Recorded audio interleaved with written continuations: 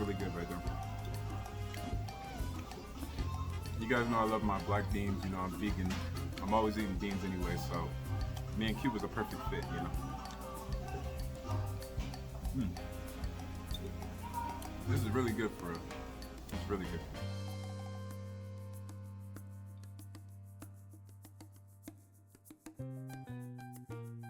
Hola, ¿cómo estás? Yo guys, we're back again today, and today I had to stop by Pablo's Cuban Cafe, right? It's actually located on the border of Dublin and Powell, so I don't know if it's in Dublin, to be honest with you, or I don't know actually if it's in Powell. Powell downtown is right down the street, so Powell downtown, or Powell in general, is another suburb on top of Dublin, which is a suburb of Columbus, Ohio. So I will put the address down there, and maybe it'll say Dublin, Ohio, maybe say Powell, Ohio. I think it might say Dublin, Ohio.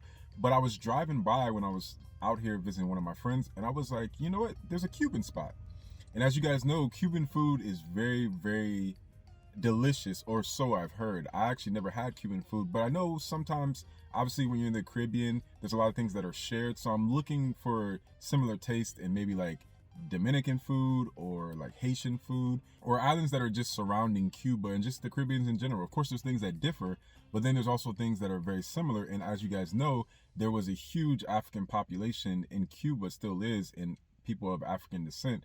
And so the cultures of Cuba have mixed between African culture, like European Spanish culture. So I thought I would stop by and try it, because there's a lot of, obviously, like rice and beans, like a lot of African dishes, a lot of other Caribbean dishes, and Cuban food. So let's just get right into it right now. I have a lot of things. This is sort of like a Cuban mukbang, so we're just gonna go for one thing right there.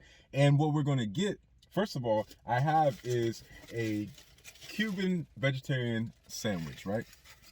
Let me go in for this because I'm actually pretty interested in this. This looks delicious. I've actually never had a Cuban sandwich in general. You guys know, look at me, I'm eating already. You guys know that I don't eat meat, so everything that I eat is going to become more of like a vegetarian version. And obviously in the Caribbean dishes, a lot of Caribbean dishes, there's already a lot of options for me, like rice and beans, certain sandwiches that you can make just vegetarian without meat.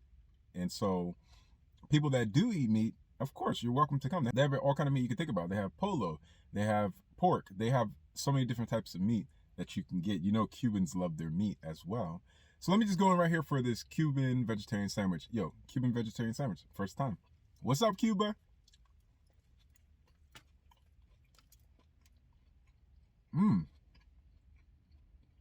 Mmm. Wow. Okay. The first thing that I noticed is the bread is so, hold on.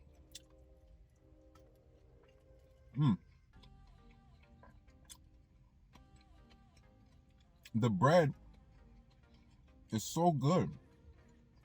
I'm trying to figure out the taste of the bread, to be honest with you. I can't I can't get it because it has onions, it has pickles, it has avocado. Like, this is really delicious. Hold on.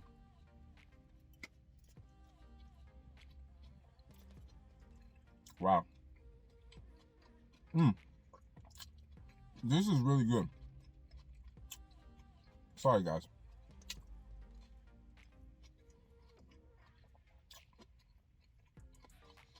I love that bread. Mmm. Mmm. I'm trying to not go to the next thing already, because I feel like the next thing I'm gonna have is gonna taste very delicious with this. So okay, let me just go ahead and finish this. Tell you how I feel about it. Then I'm gonna add it with my next thing. Hold on.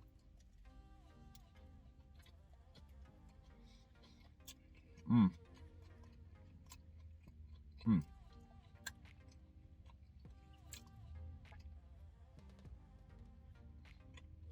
That bread is so, to me, that bread is the perfect type of bread because, let me get some water.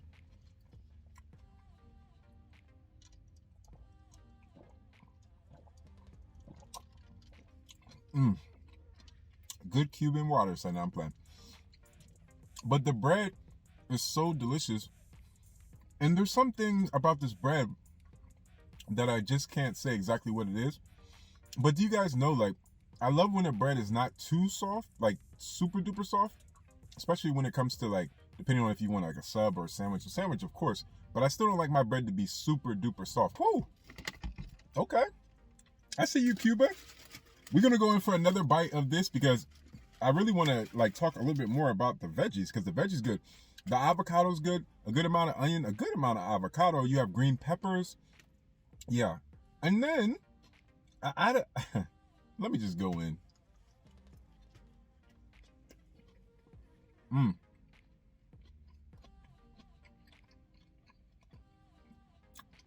This has a nice mix of veggies and bread. And so what happens is you get this fulfilling with the avocado too.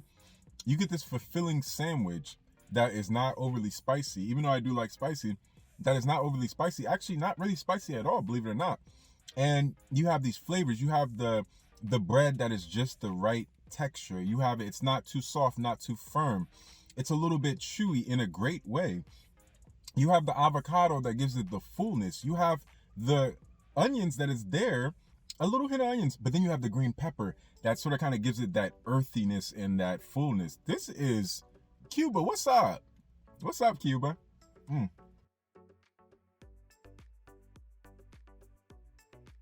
So you guys, next thing we have is like a fried plantain. I think they fry them when they're green, just like Haitian food. It reminds me of Haitian plantains, like fried plantains. Let's try them to sort of kind of compare them with like the Haitian ones, because this is the second time I've ever had like flat fried plantains, and as I was told at the Haitian restaurant, it's fried when they were green. So I'm thinking that this is the same way, and I'm thinking that this might be very like normal throughout the Caribbeans as well, and obviously maybe South America too, and Central America. So Cuban plantain, first time.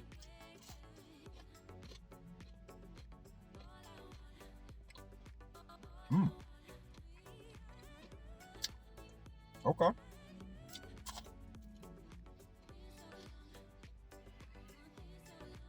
Wow. This gives me the same feeling of when I had Haitian plantain. It's so interesting because I'm so used to having plantain after maybe they're like black, I guess.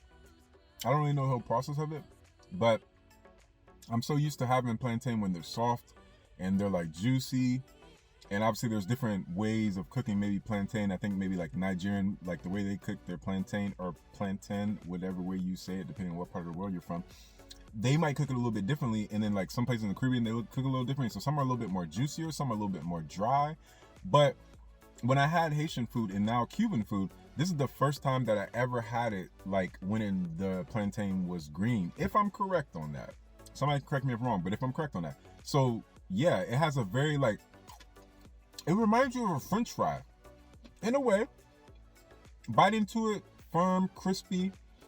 Then the more you bite into it, it's softer, and you taste a little bit of salt.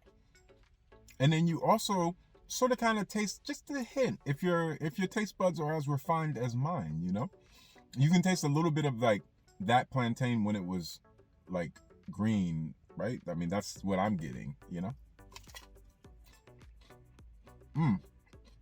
This is good. So let's go on one more time for the plantain, just a little bit more. Nice amount of salt at the top. Yeah, I'm loving this. Look at that. I was so hungry I took a bite. Sorry. Not sorry.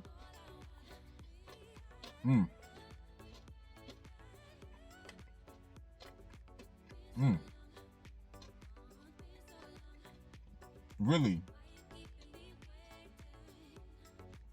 I could eat this with some rice and some beans.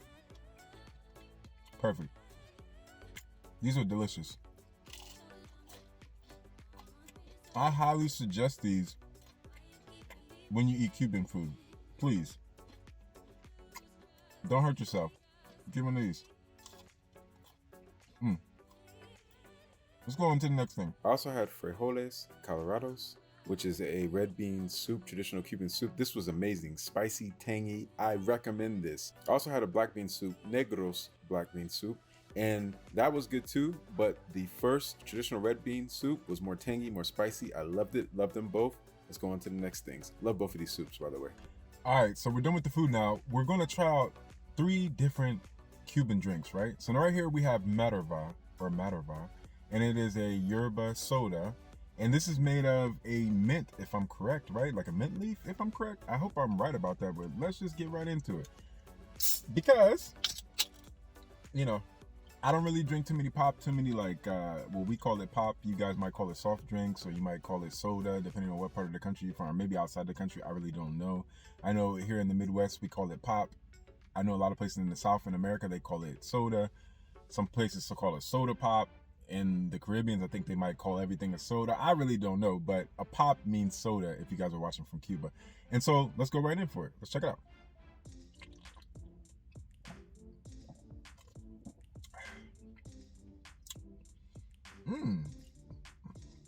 Okay. Very interesting taste. Very interesting taste.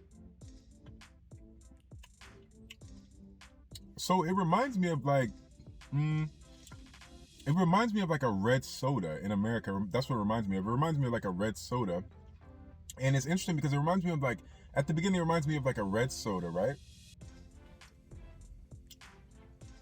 And then it sort of reminds me of like a tea, right? Because it sort of kind of looks like a tea thing right there. So it could be tea or mint, right? Like leaf, wherever it comes from. There was a young lady that explained it to me, but then I forgot because it's been a long day. But it looks like a teacup with mint, or maybe it's just like a tea, right? And it also has like a little hint of something at the end. I'm trying to figure this out, but this is delicious.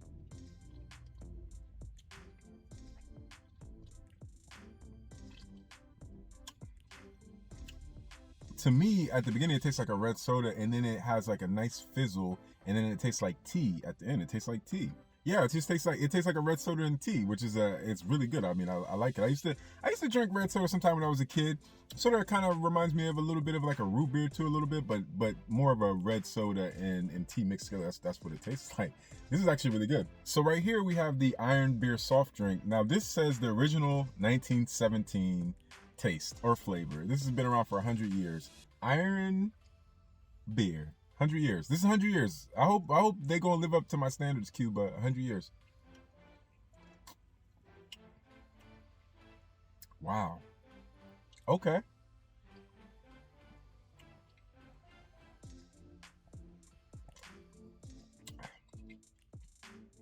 So this one, it is interesting because it reminds me of like a root beer, but it doesn't remind me of like a American root beer. It doesn't remind me of like American root beer in the sense of how strong it is, right?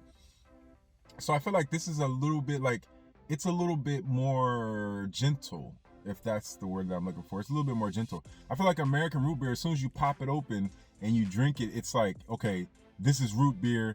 This is like very fuzzy, very like acidic, right? Like very strong in your throat. You know you're drinking something. This right here,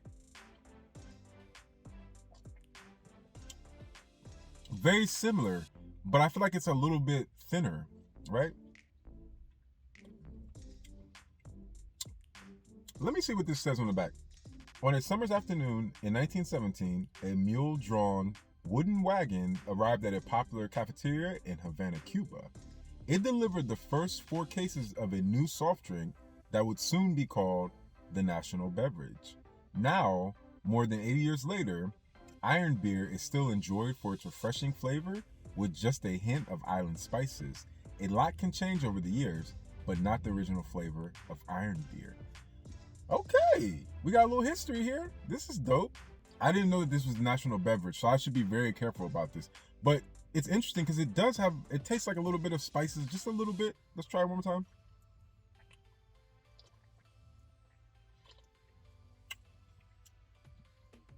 Yeah, I can taste it like towards the end. That's when I can taste it. This is actually really good. I wanted to tread lightly about what I say about this because this is the national beverage. I don't want you guys love this. It actually sort of reminds me of Dr. Pepper too. It's really interesting. It's really good. Okay, let's go on to the last one. And the last one is Jupina. Jupina. And so this one is like what is it, a pineapple taste, right? So like pineapple, if I'm correct. Yeah, pineapple. Pure pineapple taste. Okay, let's go in for it. Let's try this. Jupina. Okay. So initially this tastes like pineapple, but it also gives me like a orange taste to it too as well. So initially this tastes like pineapple. So initially it tastes like pineapple, but it also gives me like a orange flavor to it as well. And I'm thinking it's pineapple and orange because the whole can is orange. Um, but then now I'm trying to think about, is it pineapple's orange? But they're not really. They're like a brownish, if I'm correct. They're like a yellowish brownish. So I think this might be pineapple and orange. I could be wrong about that, but I think it's pineapple and orange. But at first it tastes like pineapple, and then also it tastes like a hint of orange as well. And so yeah, this is actually really good. Now I think out of all three of them, I think I would like probably this one because it has like that fruitiness, it has that tropicalness. The other two are really good too as well. I like those as well. But I think the fruity flavors are always probably what I would go to, especially for juice or like some kind of carbonated drink. So now this was really delicious.